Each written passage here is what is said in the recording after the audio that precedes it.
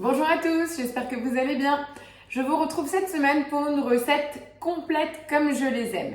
Alors, vous savez que je prône toujours le tout en un, mais alors là, je vous fais la totale. C'est vraiment le pas complet avec l'accompagnement, mais aussi un dessert. Vous voyez, j'ai également le petit frère du Thermomix, donc le Thermomix Friend, puisque c'est une recette qui comprend également l'utilisation du Thermomix Friend. Alors, bien entendu, je vous rassure, si vous ne possédez pas le petit frère du Thermomix, vous allez aussi pouvoir réaliser cette recette seulement en 2 temps. C'est-à-dire que le temps de cuisson des desserts, qui sont tout simplement des cheesecakes à la vapeur, vous ne pourrez pas continuer et enchaîner la suite de la recette. Vous allez d'abord devoir faire le dessert, puis dans un deuxième temps, le repas salé. Mais c'est tout à fait possible, ça prendra juste plus de temps, donc no panique. J'ai donc mon Varoma dans lequel j'ai disposé déjà quelques verrines en verre pour le cheesecake. Et donc je vous dévoile la recette de la semaine qui n'est rien d'autre qu'un goulash de bœuf avec des dumplings et un cheesecake fraises, églantines selon votre envie du moment. Alors, on va commencer tout d'abord par la réalisation des cheesecakes. Donc, dans tous les cas, avec ou sans Thermomix Friend, on commence toujours sur le Thermomix, tout simplement parce que celui-ci pèse. Le Thermomix Friend n'a pas cette fonction-là. Donc, on commence toujours dans le bol principal. Allez, c'est parti. Là, j'ai déjà disposé les ingrédients pour les cheesecakes. On commence à cuisiner, on nous demande bien sur l'écran de connecter le Thermomix Friend et à partir de là, on démarre. On va venir mettre 20 g de beurre dans le bol, 40 g de biscuits, ils appellent ça biscuits digestifs, mais on est bien d'accord, c'est des biscuits secs. Là, moi, j'ai pris des balais bretons et 20 g de fruits à coque. Donc, j'ai fait 10 g d'amandes et 10 g de noisettes, pas de gel. Et on continue avec 20 g de sucre roux. On va venir mettre le couvercle et gobelet doseur forcément pour mixer le tout puisque qu'est-ce qu'on va faire? Ça va être tout simplement la base croquante du cheesecake. Et on va venir mixer 10 secondes à la vitesse 7. Voilà la base pâteuse qu'on va venir répartir maintenant dans les verrines. Voilà pour vous montrer le résultat. Je vais maintenant prendre une cuillère à soupe pour répartir l'ensemble donc des biscuits hachés avec les amandes et noisettes pour mettre au moins une cuillère au fond de chacune des verrines. On va venir tasser le tout. Quantitativement parlant, ça fait pile l'équivalent d'une petite cuillère à soupe à répartir au fond de chacune des verrines. Voilà, j'ai donc réparti l'équivalent donc de mon petit crumble au fond des verrines. Donc cette recette est exactement pour 6 personnes, d'accord? Donc j'ai 6 petites verrines réparties là dans mon Varoma. Alors vous verrez, elle est un peu longue cette recette puisqu'elle est vraiment complète, mais là avec l'automne qui arrive, on a aussi envie de choses plus mijotées. Donc c'est vraiment le côté du goulash vraiment mijoté dans une bonne sauce au paprika qui va venir réchauffer nos cœurs puisque quand on voit la météo, mon Dieu, c'est pas génial. Allez, après avoir réparti donc la base des biscuits au fond des verrines, on va donc préparer la base du cheesecake.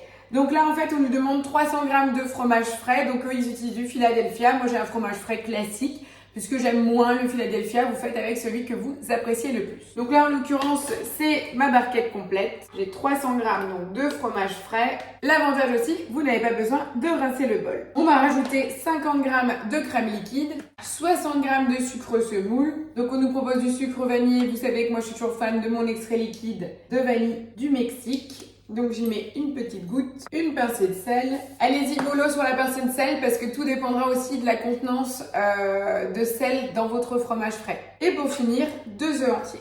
Et voilà, c'est parti. On va à nouveau venir mélanger le tout en mettant le couvercle et le gobelet doseur et on va venir mélanger 10 secondes à la vitesse 4. Voilà, après avoir mélangé donc l'ensemble du fromage frais, du sel, de la vanille, des œufs et du sucre, au bout de la minute, on a donc la base de préparation de cheesecake que je vais venir répartir directement dans mes verrines. Ne vous inquiétez pas si jamais vous trouvez la préparation liquide parce que de toute façon, ça va donc cuire à la vapeur. Laissez un bon centimètre avant la fin du bord puisqu'on va encore venir rajouter une cuillère de confiture pour finir. Là, on est vraiment sur un plat gourmand automnal. Voilà, donc mes verrines sont maintenant prêtes dans le Varoma. Également, je vous conseille de tester la taille de vos verrines avant de les remplir. C'est ce que j'avais fait tout à l'heure justement pour vérifier que mes 6 verrines passent bien dans le Varoma. Là, on est donc prêt. On nous demande de les mettre dans le varoma et de réserver. On est tout bon. On nous demande de nettoyer le bol. Donc par chance, je rebondis avec le petit frère directement. Et là, je vais venir verser les 500 g d'eau, toujours dans le Thermomix principal, puisque c'est lui qui a la balance. Hein. Vous voyez, on continue. Donc c'est les 500 g d'eau nécessaires à la cuisson des cheesecakes. Voilà. Et là, ils nous disent bien de transférer sur le Thermomix Friend. Donc en clair, pour les personnes qui n'ont pas le Thermomix Friend, vous laissez tout simplement votre bol en place et vous allez lancer la cuisson sur votre Thermomix. C'est tout. C'est juste le fait que là, votre Thermomix va être bloqué et que vous n'allez pas pouvoir enchaîner la recette. L'avantage, quant à lui, du Friend, c'est de maintenant transvaser le bol sur le Thermomix Friend, d'y mettre le couvercle. Je continue, on va venir donc disposer, donc insérer le couvercle, c'est noté, et mettre en place donc le varoma. Je vais même le tourner comme ça me prendra moins de place. Et là, l'avantage, c'est que mon Thermomix est connecté au Thermomix Friend. Et là, je vais donc basculer donc les 25 minutes de cuisson en température varoma, vitesse 1, sur le Thermomix Friend. Donc j'envoie la commande. Voilà, maintenant c'est programmé.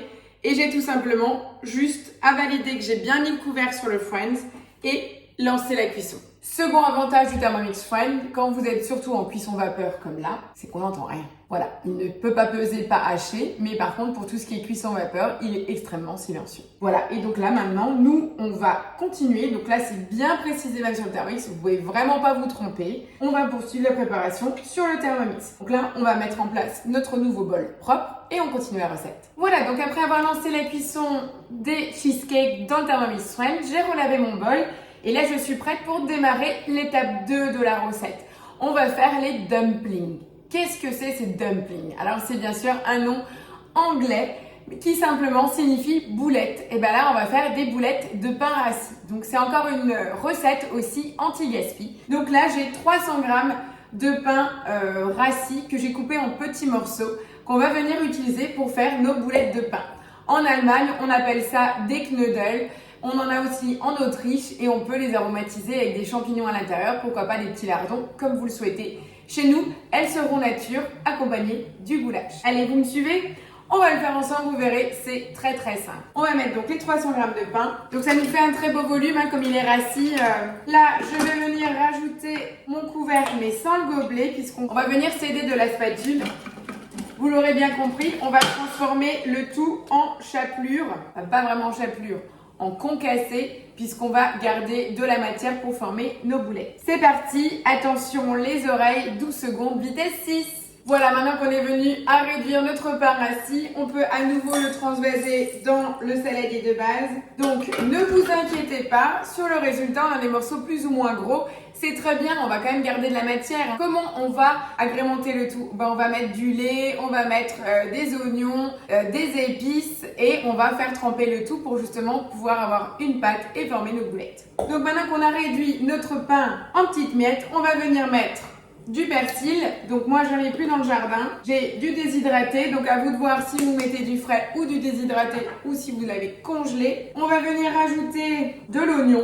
On va hacher le tout. On part sur 3 secondes, vitesse 6. On va venir racler les parois du bol. Voilà. Donc là actuellement j'ai beaucoup d'oignons rouges tout simplement. C'est ceux qui ont poussé dans mon jardin. Donc voilà, oignons rouges, oignons blancs. Là, j'avoue, je ne fais pas la différence parce que d'abord, j'utilise ma propre récolte. Voilà, donc avec le mélange oignon-persil, je vais venir ajouter 220 g de lait, 25 g de beurre, un petit morceau. On va venir mettre le couvercle et le gobelet et on va venir chauffer 2 minutes à 60 degrés, vitesse 1. Voilà, donc troisième grosse étape de la recette, la base du goulash. Donc on nous demande bien de relaver le bol, de mettre le bol propre sur le Thermomix. On en est là, alors c'est parti. Donc là on nous demande de poser un récipient sur le couvercle du Thermomix.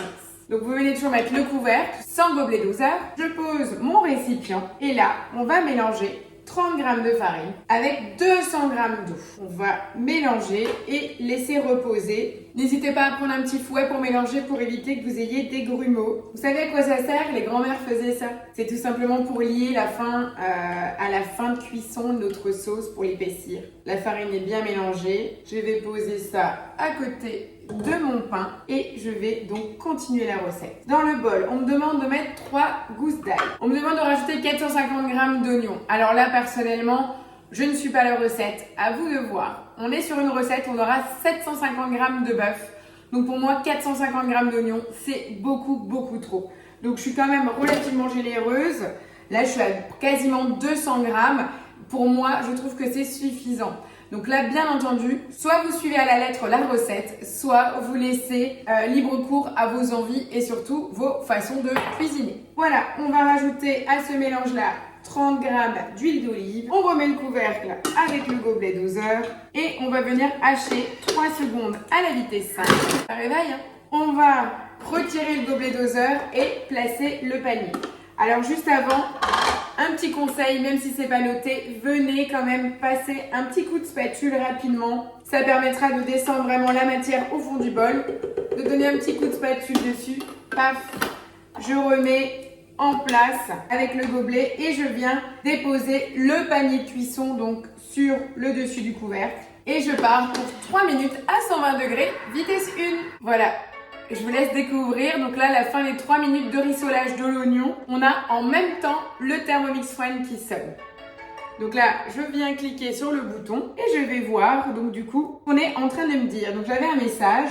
À la sonnerie du Thermomix Friend, retirez le Varoma et laissez refroidir les cheesecakes. Vous avez vu, le temps que je clique, je n'ai même pas vu que le message était déjà arrivé. Donc ils sont vraiment connectés. Donc fin de cuisson, il sonne. Le message de la suite de l'étape est noté sur le Thermomix. Mes petits cheesecakes qui ont vraiment bien gonflé. C'est très beau. Je vais vous les montrer juste après parce que là, c'est un petit peu chaud. Je ne sais pas si vous arrivez à voir. Voilà, ils ont déjà bien gonflé. On va les laisser refroidir et je vous montre juste après. On laisse pour l'instant ceci en place.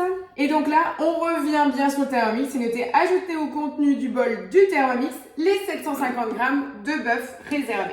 Là, j'ai du bœuf coupé en gros morceaux, hein, vous pouvez le voir. C'est des très beaux morceaux. J'ai de la chance grâce à une de mes collègues qui a un ami qui est agriculteur et qui élève des vaches à viande. Donc cette viande a été élevée et malheureusement abattue à moins de 50 km de mon domicile. Et la viande est vraiment fabuleuse, très tendre. Je viens disposer donc mes morceaux auxquels on va venir ajouter une cuillère à café de sucre, 50 g de concentré de tomate, 400 g de tomates pelées, 200 g de vin rouge. Donc là, j'ai pris du Côtes-du-Rhône. N'oubliez pas que si vous prenez une bonne bouteille de vin, votre plat sera que meilleur et le reste, vous allez pouvoir le boire en même temps que vous mangez le repas. Je dis ça, je dirais. 100 g d'eau. On va venir ajouter du paprika doux. Ah, c'est 2 cuillères à soupe. Du sel, du poivre. Donc là, on a une belle collection d'épices. Hein. C'est pas fini. On va encore avoir de la feuille de laurier, du cumin en poudre. On nous propose de la marjolaine fraîche. Je n'en ai pas. Je vais mettre quelques petits brins de thym. Les feuilles de laurier séchées du jardin. Des baies de genièvre. Ils en mettent 5. Ils marquent que c'est facultatif. C'est ces petits baies-là. Hein. C'est les petites baies noires qu'on met toujours dans notre choucroute. Alors par contre, moi je vais en mettre, mais je vais en mettre que 3. C'est quand même fort en goût. Moi je l'aime bien plutôt dans du gin que dans le repas. Mais bon, voilà, chacun ses goûts. Il nous faut également une pincée de clous de girofle ou 2 clous de girofle entiers. On est plutôt pas mal. Et là, maintenant, alors moi je donne juste un petit coup de spatule pour mélanger le tout. Alors bien entendu, si vous avez mis des baies de genièvre et des clous de girofle entiers comme moi, faites bien attention de le préciser si vous servez et vous n'avez pas réussi à les retirer pour que vos invités ou votre famille ne croquent pas dessus parce que là, ça serait quand même la mauvaise découverte de la fève. Hein. Donc là, on vient mettre à nouveau le panier de cuisson sur le dessus pour stopper les projections.